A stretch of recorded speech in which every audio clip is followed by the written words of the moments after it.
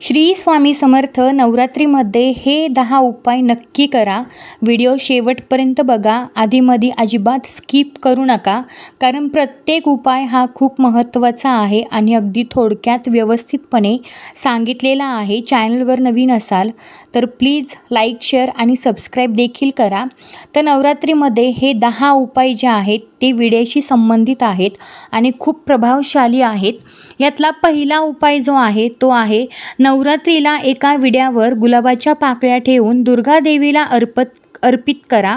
हा उपाय केल्यामुळे आपल्या घरामध्ये धनधान्य येण्यास सुरुवात होते. उपाय नंबर 2, नवरात्रीत मंगळवारी एक संपूर्ण पान घेऊन त्यावर लवंग आणि वेलची ठेवा. याचा विडा तयार करा. हनुमान मंदिरात जाऊन हा विडा अर्पित करा.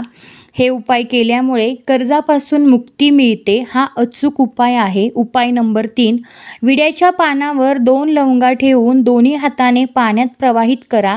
असे केल्यामुळे जी काही तुमची अपूर्ण इच्छा आहे तर ती पूर्ण होण्यास मदत होते. उपाय नंबर 4, विड्याच्या पानाच्या गुळगुळीत बाजूला सिंदुराने जय श्रीराम लिहा आणि नवरात्रीमध्ये येणाऱ्या मंगळवारी हनुमानाला अर्पित करा.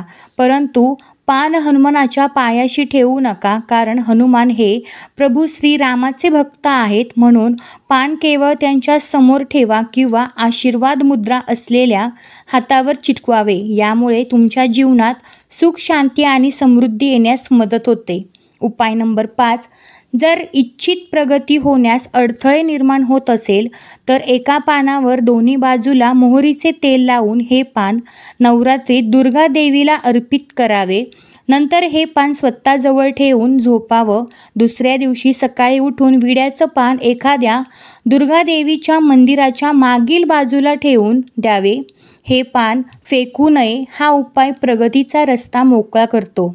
उपाय नंबर 6, संतान प्राप्तीची इच्छा असल्यास नवरात्रीच्या 5व्या दिवशी स्कंदमाता देवीला 9 विडे अर्पित करा आणि 9 संतान असलेल्या सुवासिनींना सौभाग्याच्या वस्तू भेट म्हणून द्या. उपाय नंबर 7, घरात नकारात्मक ऊर्जेचा वास असल्यास घरातील शांती प्रभावित होते.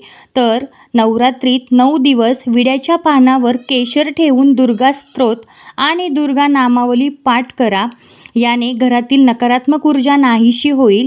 नवरात्रीपासून घरातून निघताना दुर्गा चालीसा पाठ करा. दर मंगळवारी आणि रविवारी कुटुंबांच्या सदस्यांसोबत विड्याचे पान सेवन करा. उपाय नंबर 9, दारिद्र्य आणि आर्थिक समस्यांना सामोरे जात असाल तर नवरात्रीच्या सुरुवातीच्या 5 दिवस एका विड्याच्या पानावर ह्रीम लिहून दुर्गा देवीला अर्पण करा आणि महानवमीनंतर ते 5 विड्यांचे पान पैसे ठेवत असलेल्या जागेवर ठेवा. हा उपाय निश्चित केल्यामुळे आर्थिक समृद्धी सुदृढ होण्यास मदत होते. उपाय नंबर 9, आपली आकर्षण शक्ती आणि प्रभाव वाढण्यासाठी 9 दिवस सकाळी 4 ते 6 या दरम्यान देवी भुवनेश्वरी आणि सौभाग्य सुंदरी देवीचं ध्यान करून विड्याच्या पानाचे मूळ घासून त्याने तिलक करावं. अशाने आपल्या गोष्टींचे महत्त्व वाढेल, तसेच सुंदरता आणि आकर्षण देखील वाढते. आणि शेवटी उपाय नंबर 10, व्यवसायात मंदी जाणवत असल्यास नवरात्रीत 9 दिवस नियमांचे एका निर्धारित वेळेवर विड्याचं पान दुर्गादेवी मंदिरात नेऊन अर्पित करावे. यासाठी एक निश्चित वेळ निर्धारित करा. त्यामुळे तुमच्या व्यवसायामध्ये जी काही मंदी असेल तर नवरात्रीत 9 दिवस नियमाने एका निर्धारित वेळेवर विड्याचं पान दुर्गादेवी मंदिरात जाऊन अर्पित करावे. यासाठी एक निश्चित वेळ निर्धारित करावी. यामुळे तुमच्या व्यवसायात जी मंदी असेल तर ती लवकरात लवकर सुधरेल.